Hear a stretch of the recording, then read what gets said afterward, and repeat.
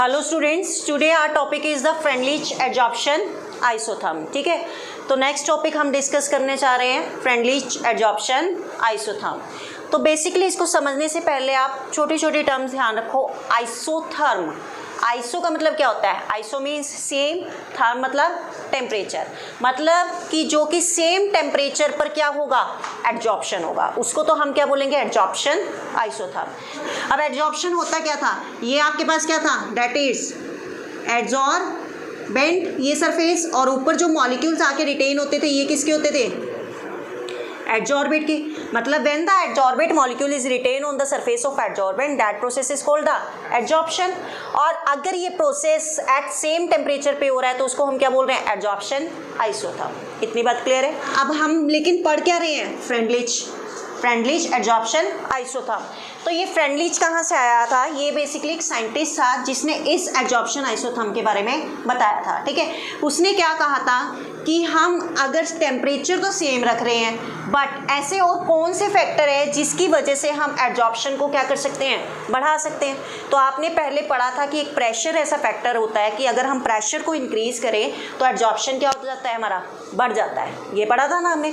तो मतलब टेम्परेचर के साथ तो एडजॉर्प्शन कम होता है, प्रेशर के साथ एडजॉर्प्शन बढ़ता है। तो बेसिकली यहाँ पर टेम्परेचर तो क्या है? सेम है, तो मतलब इसका तो कोई इफेक्ट पड़ेगा नहीं।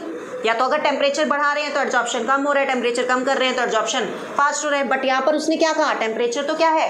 कांस्टेंट है, मतलब सेम है, तो टेम्परेचर का तो कोई इफेक्ट पड़ने वाला है नहीं एडजॉर्प्शन पे। तो और कौन सा फैक्टर पड़ा? Next pressure. तो आपको पता है प्रेशर को इंक्रीज करने से एडजॉर्प्शन क्या होता है? फास्ट होता है। तो बेसिकली उसने फ्रेंडलिच ने इस चीज़ को कैसे एक्सप्लेन करा? उसने एक रिलेशन दे दिया x/m और प्रेशर के बीच में। ठीक है, उसने कहा जो x/m है that is directly proportional to the p की पावर 1/n। क्लियर? उसने क्या कहा? ये फ्रेंडलिच ने अपना क्या दिया था? एक रिलेशन दिया था, x/m is directly proportional to the p की पावर 1/n। क्लियर? अब वो क्या कहता है? x क्या है? x is the amount of adsorbate, that is the adsorbate. तो इसको क्या मान लिया इसने? x।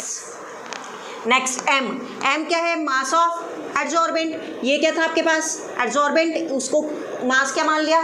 m। ठीक है, अब ये x m के ऊपर क्या हो रहा है? एडजॉर्ब हो रहा है। तो मतलब कितना अमाउंट हुआ एडजॉर्प्शन का, मतलब कितना एडजॉर्प्शन हुआ उसको उसने किससे रिप्रेजेंट कर दिया? टोटल x/m से, कि टोटल एडजॉर्प्शन कितना हुआ उसको हम क्या मान रहे हैं? x/m। तो वो क्या कह रहा है?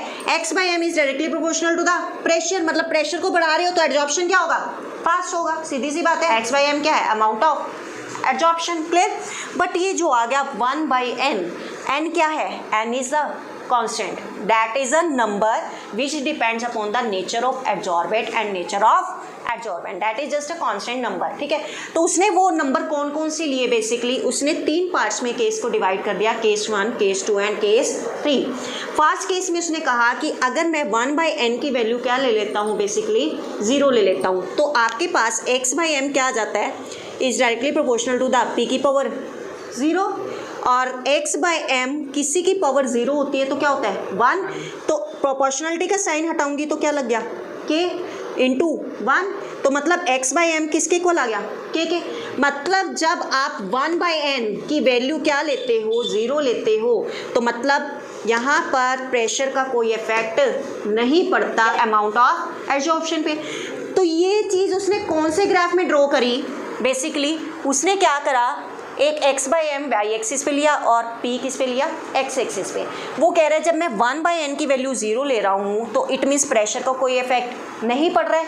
तो आप देख रहे हो प्रेशर बढ़ा रहे हो तो ये अमाउंट ऑफ एडजॉर्प्शन इंक्रीज हो रहा है। एक वैल्यू ऐसी आ जाती है कि ये वाली जो एक्सिस है इस x एक्सिस के क्या हो रही है? पैरेलल हो रही है, मतलब ये क्या हो रहा है? कांस्टेंट हो रहा है। तो मतलब ये वाला जो ग्राफ लाई करेगा, ये कौन सा लाई करेगा? जब 1/n की वैल्यू कितनी है? 0। समझ आ रही है बात? 1/n की वैल्यू क्या है? 0 है, मतलब x/m किसके इक्वल है? That is k। क्लियर है इतनी बात? नेक्स्ट केस 2 देखो, उसने केस 2 में 1/n की वैल्यू क्या रखी? 1। तो जब हम x/m which is equal to k p की पावर 1/n, मतलब 1 ही आएगी, मतलब p की पावर कितनी आई? 1। तो p क्या आ रहा? p रहा। मतलब क्या है? प्रेशर को बढ़ा रहे हो, x/m क्या हो रहा है? बढ़ रहा है। भाई डैट इज, अगर मैं के नहीं लगाऊं तो यहाँ से ये क्या बन गई वैल्यू, डायरेक्टली प्रोपोर्शनल बन गई ना, मतलब प्रेशर को बढ़ा रहे हो तो अमाउंट ऑफ एब्जॉर्प्शन क्या हो रहा है, इंक्रीज हो रहा है, और एक्स बाई एम किसके इक्वल आ गया, डैट इज के पी के।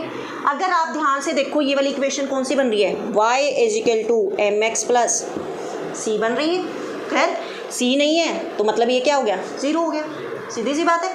तो ये इक्वेशन मैथमेटिक्स में किसके लिए होती है, स्ट्रेट लाइन के लिए होती है। अब जब c जीरो हो गया इट मीन्स ये c क्या होता है, इंटरसेप्ट, और m क्या होता है, स्लोप। प्रेशर को आप x एक्सिस पे ले रहे हो, x बाई एम को आप y एक्सिस पे ले रहे हो, तो k क्या हो गया, डैट इज अ स्लोप। अगर मैं बात करूँ यहाँ पर स्लोप k हो गया और इंटरसेप्ट क्या हो गया, जीरो हो गया। तो मतलब इस वाले आपके पास जो रिलेशन है इसके लिए अगर इंटरसेप्ट जीरो है, आपको पता है pressure is directly proportional to the x by M, मतलब प्रेशर को बढ़ा रहे हो तो x बाई एम बढ़ रहा है, मतलब ये ग्राफ कैसे बढ़ेगा, डैट इज लीनियरली बढ़ेगा ना। Pressure is directly proportional to the x by M, pressure बढ़ा रहे हो तो x बाई एम बढ़ रहा है, लेकिन इंटरसेप्ट क्या है, जीरो है, तो मतलब ये कहाँ से स्टार्ट होगा, जीरो से। समझ आ रही है इतनी बात, तो ये कहाँ से हुआ स्टार्ट, जीरो से। प्रेशर बढ़ा रहे हो x बाई एम बढ़ रहा है, तो मतलब ये वाला जो एप्लीकेबल होगा केस 2, ये किसके लिए एप्लीकेबल होगा, ये यहाँ पर एप्लीकेबल होगा। समझ आ रही है बात। और ये कौन सा है केस है, जब 1 बाई एन किसके इक्वल है, 1 के, या फिर x बाई एम किसके इक्वल है, डेट इज के पी के। क्लियर है इतनी बात, क्यों, क्योंकि प्रेशर को बढ़ा रहे हो तो x बाई एम क्या हो रहा है, बढ़ता जा रहा है। क्लियर इतनी बात, ये बेसिकली यहाँ तक है ये चीज़, ठीक है। नेक्स्ट केस वो क्या कहता है, जब आप बेसिकली 1 बाई एन की वैल्यू किसके बीच में लाई करेगी, अब 0 और 1 के बीच में, कोई भी वैल्यू पुट करके देख लो 0 और 1 के बीच में। मतलब अगर मैं 1 बाई एन की वैल्यू कितनी ले लूँ, 1/2 ले लूँ, कितनी आ गई 0.5, 0 और 1 के बीच में लाई कर रही है। तो इट मीन्स वो क्या कह रहा है कि केस 3 में जो आपके पास वैल्यू आएगी या रिलेशन आएगा वो क्या आएगा, x by M is directly proportional to the p की पावर 1 बाई एन, और x by M which is equal to the k p की पावर 1 बाई एन, यही रिलेशन आएगा। मतलब क्या है, यहाँ पर कांस्टेंट आ रहा है, यहाँ पर हम क्या कर रहे हैं, प्रेशर बढ़ा रहे हैं तो एब्जॉर्प्शन बढ़ रहा है, बट इस केस में क्या हो रहा है आपके पास, किसके बीच में आ रहा है, इसके और इसके बीच में आ रहा है, मतलब दिस रेंज, ये वाली रेंज, ठीक है। और ये क्या आ गया, x by M which is equal to the K P की पावर 1 बाई एन। यहाँ से पढ़ लिया प्रेशर के साथ एब्जॉर्प्शन के ऊपर कोई इफेक्ट नहीं पड़ रहा है, यहाँ पे पढ़ लिया आपने प्रेशर बढ़ा रहे हो तो एब्जॉर्प्शन फास्ट हो रहा है। बट एक सिचुएशन ऐसी आ जाती है जैसे प्रेशर को बढ़ाया x बाई एम बढ़ गया, थोड़ा सा और बढ़ाया और बढ़ गया, लेकिन एक सिचुएशन ऐसी आ गई कि वो क्या हो गया, कांस्टेंट हो गया। मतलब यहाँ से आपको ये कंक्लूजन निकाल रहे हो कि आप अगर प्रेशर बढ़ा रहे हो तो एब्जॉर्प्शन तो बढ़ रहा है, लेकिन ज़्यादा से ज़्यादा अगर प्रेशर लगाओगे तो क्या हो जाएगा, एब्जॉर्प्शन के ऊपर कोई इफेक्ट नहीं पड़ेगा। तो वही चीज़ ये कह रहा है कि जैसे जैसे आप प्रेशर बढ़ा रहे हो एब्जॉर्प्शन फास्ट हो रहा है। एक सिचुएशन ऐसी आ जाती है कि जो प्रेशर के साथ साथ जो एब्जॉर्प्शन होता है वो क्या हो जाता है, कांस्टेंट हो जाता है। और ये वाला पॉइंट ही क्या कहलाता है, जहाँ पर कांस्टेंट हो रहा है, that is a saturation point, कि अब इससे ऊपर एब्जॉर्प्शन बढ़ नहीं सकता। तो बेसिकली जो फ्रेंडलीच था ये जनरली ये इक्वेशन ली थी और इस इक्वेशन से उसने क्या करा था, एब्जॉर्प्शन को क्या करा था, एक्सप्लेन किया था, ठीक है। उसने ये तो बता दिया कि ये लीनियरिटी कांस्टेंट है और ये क्या है, इन दोनों के बीच में लाई कर रहा है। उसने इस रिलेशन से क्या करा था, एक और नया ग्राफ ड्रॉ करा था और उसके बेसिस पे क्या निकाला था, एब्जॉर्प्शन निकाला था, ठीक है। उससे पहले मैं एक चीज़ और बता दूँ कि टेम्परेचर के साथ साथ आपके पास क्या होता है, एब्जॉर्प्शन क्या होता है, कम होता है। वो बेसिकली देखो, जैसे यहाँ पर ये क्या है, प्रेशर है, ये क्या है, x बाई एम, ठीक है, that is amount of absorption. यहाँ से आप देखो 195 टेम्परेचर पे ग्राफ इस तरीके से आ रहा है, 244 पे इस तरीके से आ रहा है और 273 पे इस तरीके से आ रहा है, तो ग्राफ तो सेम ही आ रहा है ना। मतलब जो नेचर है बेसिकली गैस का वो क्या है, सेम है, कि पहले क्या हो रहा है, इंक्रीज हो रहा है प्रेशर के साथ साथ, फिर थोड़ा सा इंक्रीज हो रहा है, फिर क्या हो रहा है, कांस्टेंट हो रहा है। इस केस में भी पहले इंक्रीज हो रहा है, फिर थोड़ा और इंक्रीज हो रहा है, फिर क्या हो रहा है, कांस्टेंट हो रहा है। नेक्स्ट वाले केस में भी ऐसे ही हो रहा है। बट टेम्परेचर से क्या इफेक्ट पड़ रहा है, देखो ये क्या है आपके पास, that is a amount of absorption. अगर 195 पे देखें तो एब्जॉर्प्शन यहाँ पर आएगा, 244 पे देखें तो एब्जॉर्प्शन यहाँ पर आएगा, 273 पे देखें तो एब्जॉर्प्शन यहाँ पर आएगा। तो मतलब टेम्परेचर बढ़ाने के साथ साथ एब्जॉर्प्शन क्या हो रहा है, कम हो रहा है। और वैसे भी आपको पता है कि बेसिकली एडजॉर्प्शन क्या है, that is an exothermic process. Heat क्या होती है, बाहर निकलती है, हीट बाहर निकल रही है टेम्परेचर के बढ़ाने के साथ साथ, तो क्या होगा आपके पास, एडजॉर्प्शन कम होगा। ये हम पढ़ चुके हैं। तो बेसिकली इस ग्राफ से भी हम इसको समझ सकते हैं। तो अब फ्रेंडलिच ने क्या कहा था, इस रिलेशन को एक्सप्लेन करा था, और जो ये रिलेशन था इसी को उसने कहा था फ्रेंडलिच एडजॉर्प्शन आइसोथर्म। ठीक है, अब उसने इसको कैसे एक्सप्लेन करा, अब देखिए वो क्या कहता है कि मैं इसमें एक नई टर्म इंट्रोड्यूस कर देता हूँ। इसको एक्सप्लेन करने के लिए मैं क्या कर लेता हूँ, लॉग टर्म इंट्रोड्यूस कर देता हूँ। ठीक है, उसने क्या कर लिया, क्योंकि 1/n को फाइंड आउट करना यहाँ पर डिफिकल्ट है, लॉग की हेल्प से क्या हो जाएगा, ईजी हो जाएगा वैल्यू को कैलकुलेट करना। तो उसने क्या ले लिया, लॉग ले लिया दोनों साइड। ठीक है, taking log on both side क्या आ जाएगा, log x upon m which is equal to the log k p की पावर 1/n। मल्टीप्लाई में होता है तो आप क्या कर देते हो, प्लस कर देते हो। ठीक है, तो यहाँ से क्या आ जाएगा, log x/m which is equal to log k plus log p की पावर 1/n। अब आपको पता है, अगर मैं बात करूँ log a की पावर n, ये क्या होता है, n log a, लिख सकते हो इसको। तो इसको मैं और मॉडिफाई कर दूँ, कैसे कर सकती हूँ इसको modify, log x/m which is equal to log k plus 1/n log p। Clear इतनी बात। अब उसने कैसे ग्राफ प्लॉट करा, यहाँ पर उसने x एक्सिस पे क्या लिया basically, that is log p, और y एक्सिस पे क्या लिया, log x बाय, जैसे यहाँ पर क्या ले रहा था, x/m p। तो उसके पास जो ये रिलेशन आया, उसने क्या कहा कि मैं ग्राफ किसके बीच में प्लॉट कर रहा हूँ, log x/m और log p के बीच में। तो अगेन आपके पास ये इक्वेशन बन गई, y is equal to mx plus c। अब x तो क्या ले रहे हो आप, that is log p, m क्या हो जाएगा, डेट इज 1/n, और c क्या हो गया, डेट इज log k। मतलब इंटरसेप्ट क्या है, log k, मतलब इसकी वैल्यू 0 तो नहीं है। तो जब वैल्यू 0 नहीं है, मतलब जो आपके पास ये इक्वेशन होती है स्ट्रेट लाइन की होती है, तो स्ट्रेट लाइन 0 से तो स्टार्ट नहीं होगी, क्योंकि इंटरसेप्ट 0 नहीं है। तो मतलब हम यहाँ से स्ट्रेट लाइन डाल दें इसको, समझ आ रही है बात। इसके लिए तो आपके पास क्या है, स्ट्रेट लाइन इस तरीके से हो रही थी, क्यों, क्योंकि यहाँ से देखो ये स्ट्रेट लाइन आ रहा है एक तरीके से।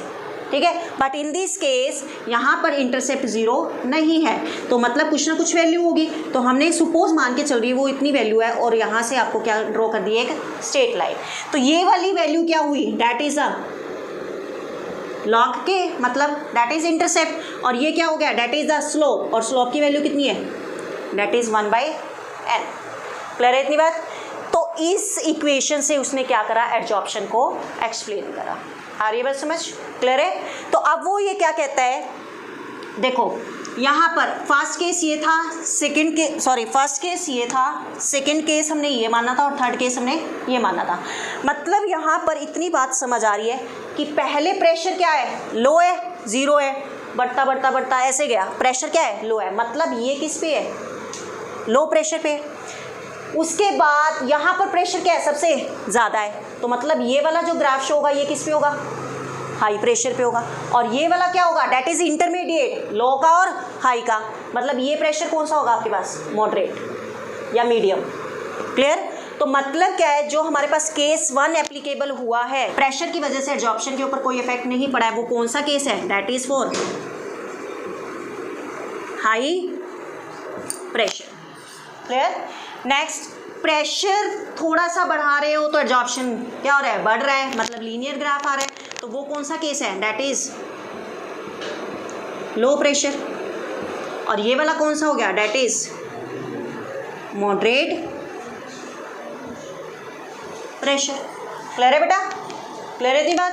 तो मतलब जो फ्रेंडलिच ने एक्सप्लेन करा था वो किस पे एक्सप्लेन कर दिया था, मॉडरेट पे, क्योंकि यहाँ से तो कंक्लूजन निकल रहा था कि ये कांस्टेंट हो रहा था, यहाँ से प्रेशर को बढ़ा रहे तो एडजॉर्प्शन फास्ट हो रहा है। But in case of moderate वो कैसे एक्सप्लेन करेगा, उसने एक रिलेशन दिया, x/m is directly proportional to the p की पावर 1/n, लॉग लिया, लॉग के अकॉर्डिंग यहाँ से वैल्यूज फाइंड आउट कर ली। ठीक है, क्लियर है यहाँ तक। तो आपको मैं बोल सकती हूँ ये वाला जो एक्सप्रेशन है, ठीक है, दिस वन, यहाँ से this one, this expression is known as